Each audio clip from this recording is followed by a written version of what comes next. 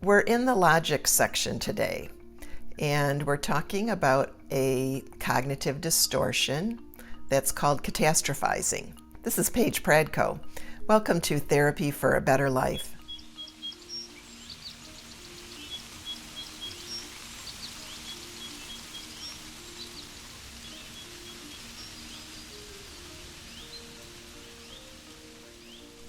Today I'm talking about anxiety disorders. And if you've been following along, you know that I have a method of treating anxiety called the CALM method, where C stands for calming the body, A is for accepting anxiety, L is for logic and logic techniques, and M is for moving on, and those are distraction techniques. So we're in the logic section today, and we're talking about a cognitive distortion that's called catastrophizing. I think it's something that we all do from one time to another. It's where we really blow up our negative thinking, where we are imagining the worst case scenario. And I think that it can have some negative effects. Well, I'm sure it can.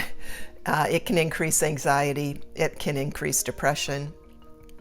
It can cause us to avoid things and really not follow through on things that we really want to do.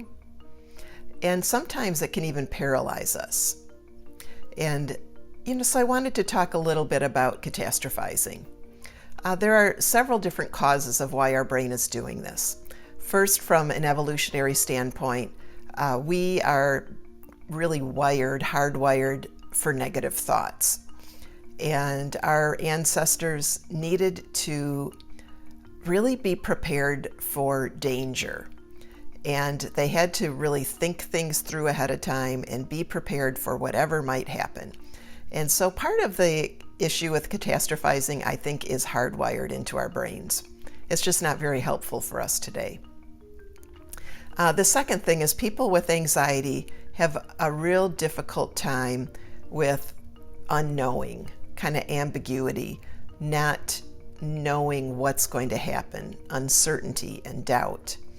And so their minds kind of play ahead all these different possible scenarios that could happen.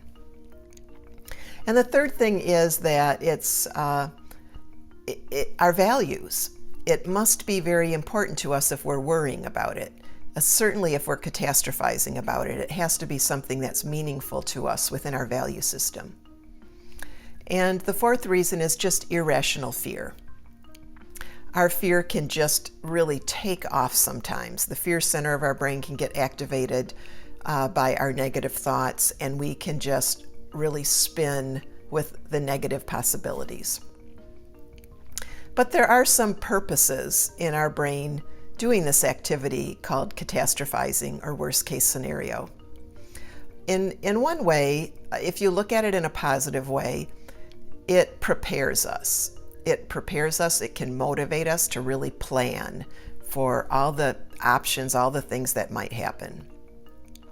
I think also that for some people, they go through that exercise because they feel like it prepares them or protects them from disappointment. If they really imagine the worst case scenario and they accept or work through or accept the worst case scenario, then if there's any chance that it actually does happen, they would say, "See, I told you so." And it kind of protects themselves. They almost practice their disappointment ahead of time. So what do we do about it? I think that there's a few things that we can do to really help ourselves if we struggle with catastrophizing. The first thing is recognize that you're doing it. Call yourself out on it. Oh, there I go again, I'm catastrophizing. I'm imagining the worst case scenario. And the second thing is ask yourself why you think your brain is doing it. Is your brain trying to keep you safe? Is your brain trying to predict the future because you're just uncomfortable with unknowing and uncertainty? Is it important to you? Is it just a very strong value and it's really important to you? Are you trying to motivate yourself? You know, if I imagine all these terrible things that could happen, I'm just really trying to motivate myself to do something about it. And is it trying to protect you from disappointment? So it's interesting to just go through those questions and try to figure out, why is your brain doing that?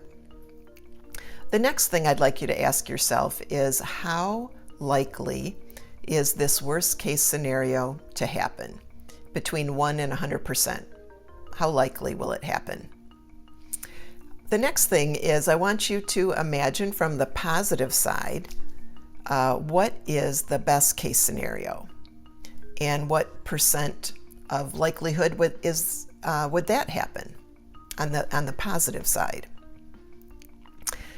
And the fifth question is, if the very worst case scenario actually did happen, I want you to detail it. I want you to write it out. This is the worst case scenario that could happen, and this is what I would do about it. I want you to kind of list all of your resources and exactly how you would handle it. And then just construct a narrative, a full narrative. Write it out.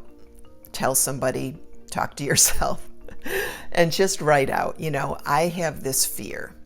It's only a 1% chance of happening, but it's still a pretty intense fear. This is what I imagine happening. And this is what I would do about it. I would do this, I would do that, I would do that. I have these resources, I have these ways of coping, and write it out. And once you put it all in front of you, it actually quiets down your brain, because your brain realizes that you have a plan. Even if the worst were to happen, you still have a plan. And this is helpful in calming down anxiety. So I hope that you learned something today about catastrophizing. And I look forward to continuing to talk to you about my call method. And if you'd like to subscribe and hear more about mental health topics, I release a new video every Monday. Click here.